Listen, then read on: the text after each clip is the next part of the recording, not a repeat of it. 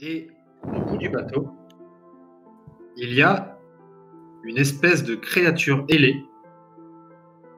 Elle fait un peu la gueule. Ouais, puis elle est verte. Hein. Elle a dû avaler un truc de travers. Qui vous observe. Bon bah, et si on allait lui taper la discute? Moi, je vais aller la voir. Je te suis. Bon, Ouais, je suis pas très social, donc normalement... Alors, qui lui parle? Moi, je pense que Célo est bien plus expérimenté dans le social que moi. Oula.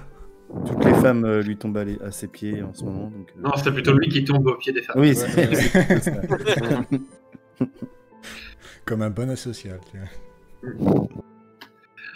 Ce que vous remarquez tout de même, tous, puisque maintenant vous êtes assez proches, c'est que Ostun a un visage figé et elle a l'air extrêmement triste.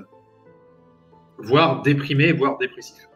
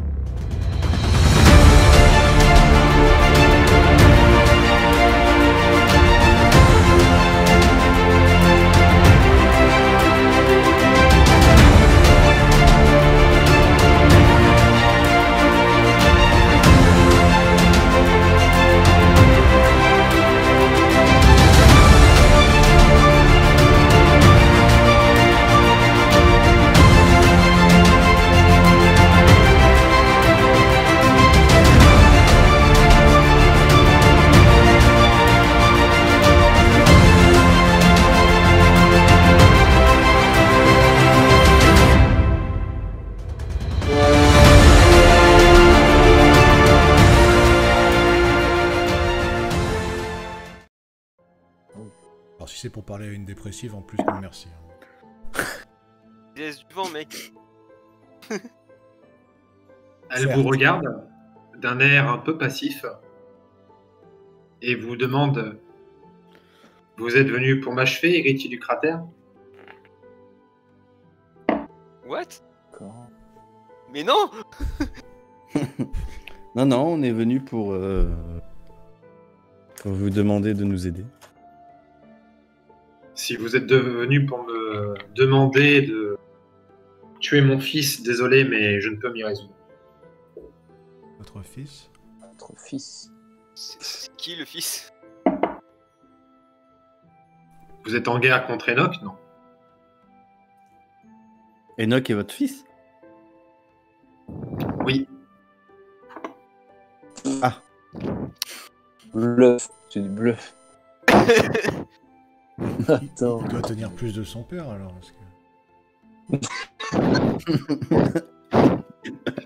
Malheureusement, je ne peux pas vous dire qui est son père, je ne peux pas dire son nom. Pourquoi c'est Voldemort?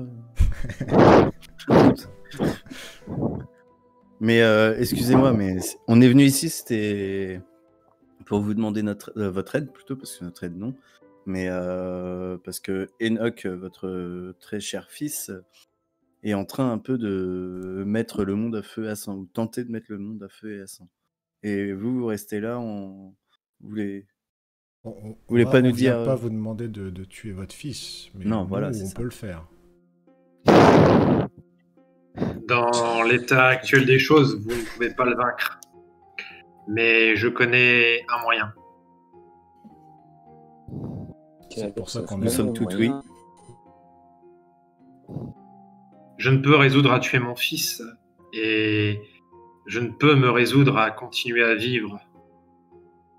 Je vous propose donc un marché héritier du cratère. Je vous propose que l'un de vous devienne le dieu du vent. Si c'est pour finir dépressif comme ça, mais merci. Passe mon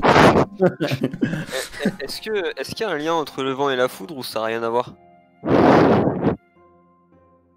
Il pourrait y avoir rien entre le vent et la foudre. Après, c'est pas ton élément. Ouais, mais il n'y a pas de dieu de la foudre, donc... Ah, tu sais pas? Non, il n'y a pas de dieu de la foudre. Si, on a le Panthéon. Alors, vous connaissez quand même le Panthéon.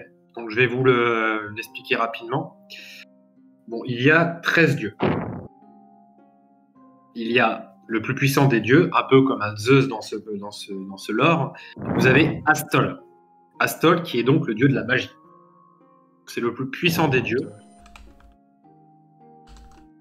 Vous avez ensuite Toruer, le dieu des esprits. Donc le dieu lié en fait à l'âme, plus ou moins. Ah, c'est le mien, ça.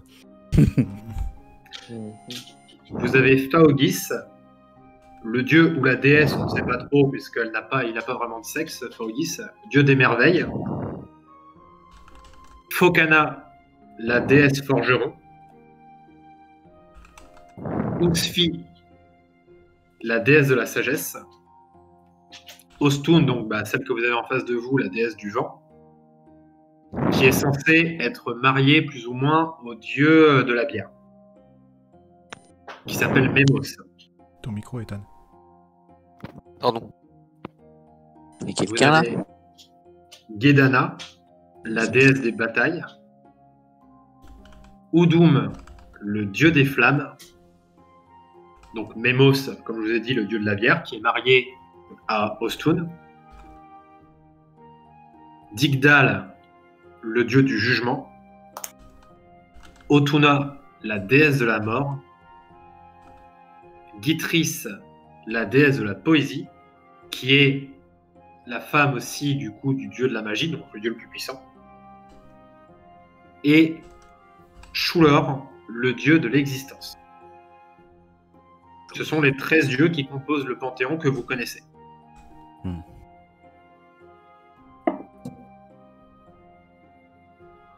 Et donc elle vous explique concrètement que Enoch est un enfant illégitime.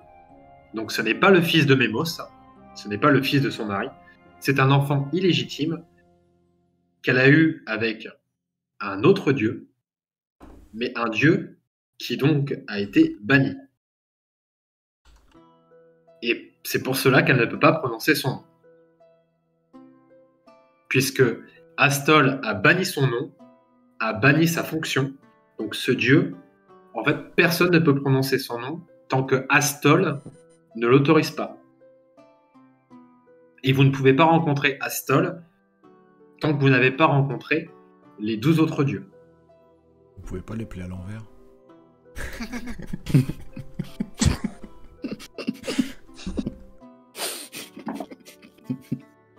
Non. Ok. HRP, c'est que je pense que MJ a la flemme.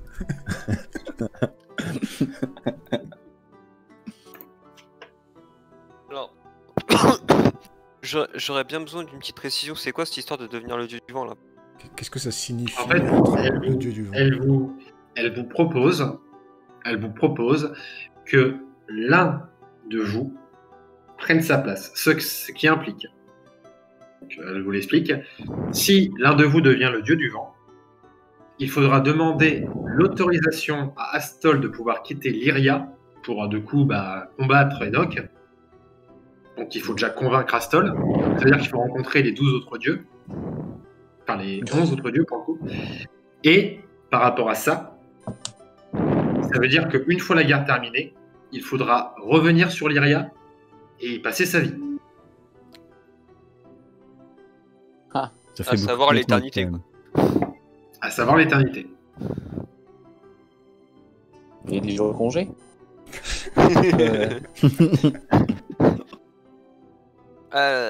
C'est bien payé.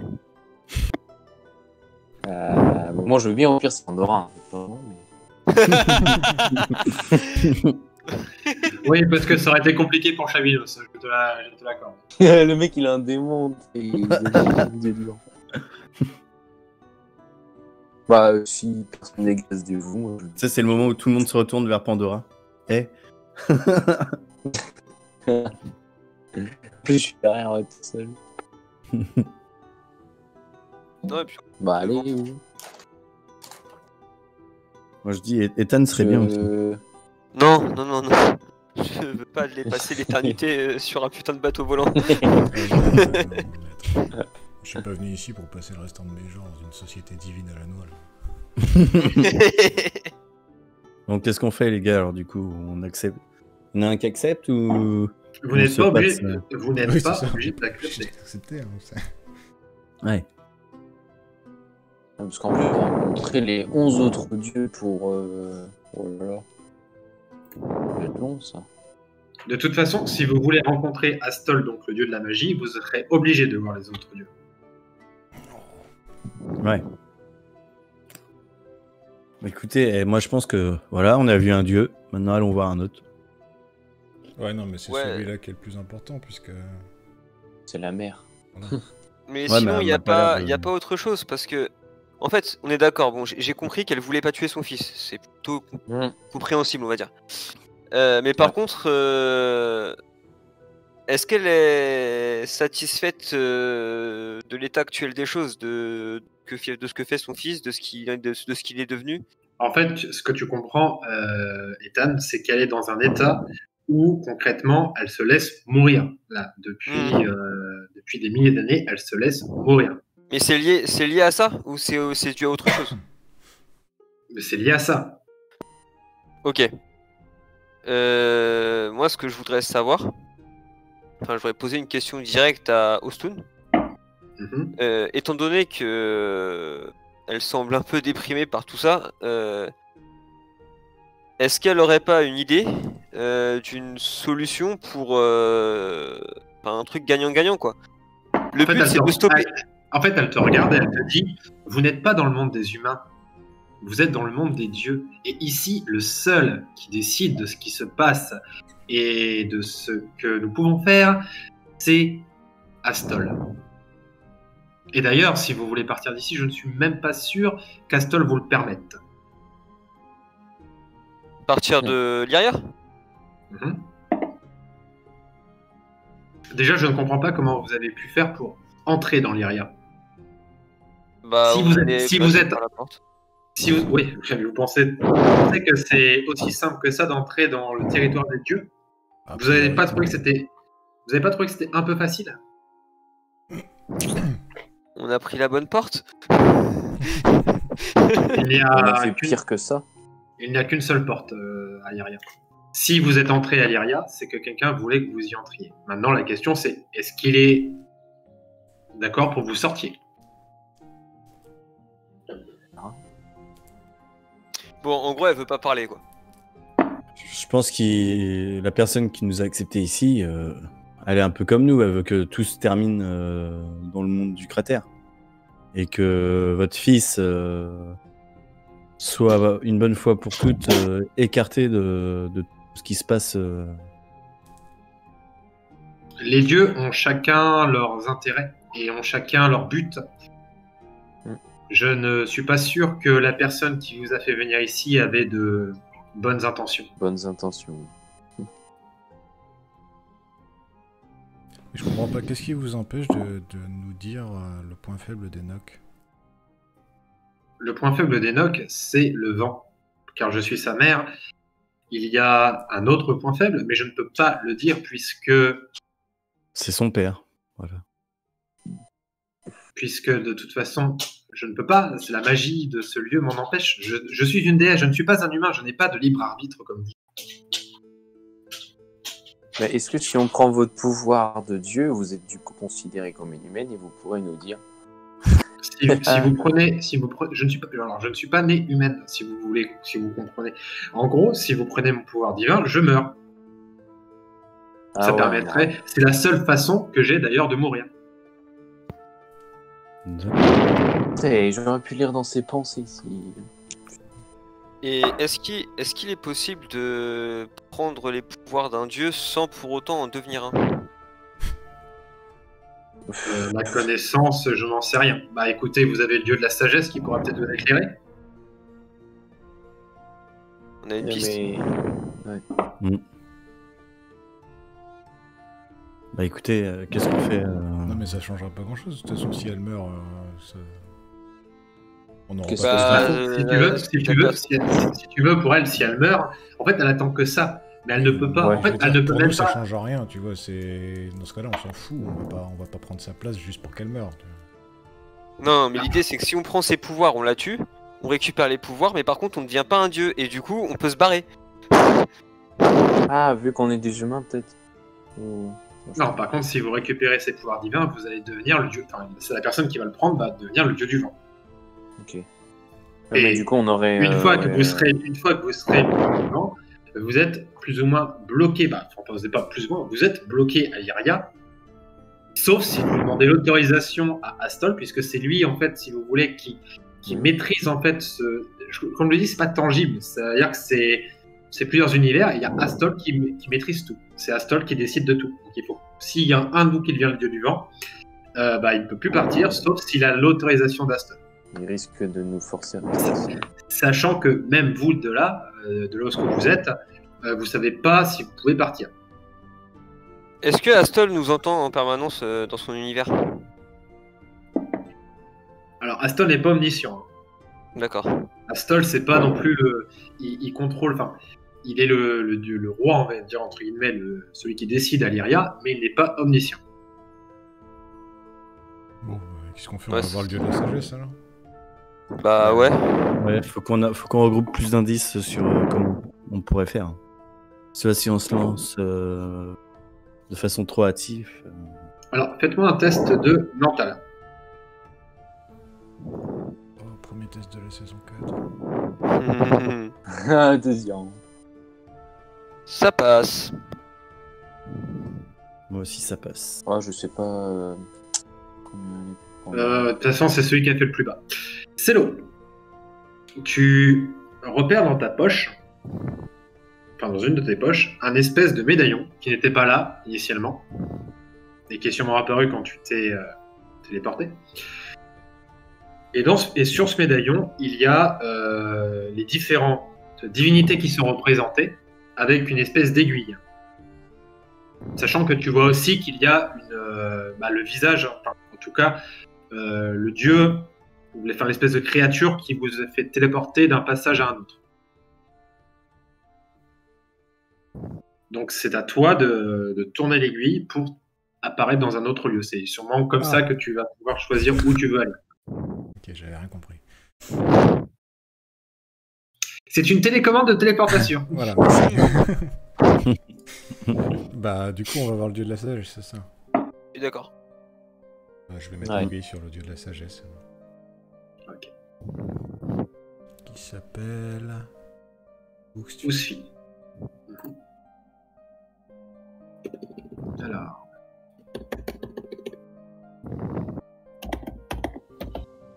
Tac.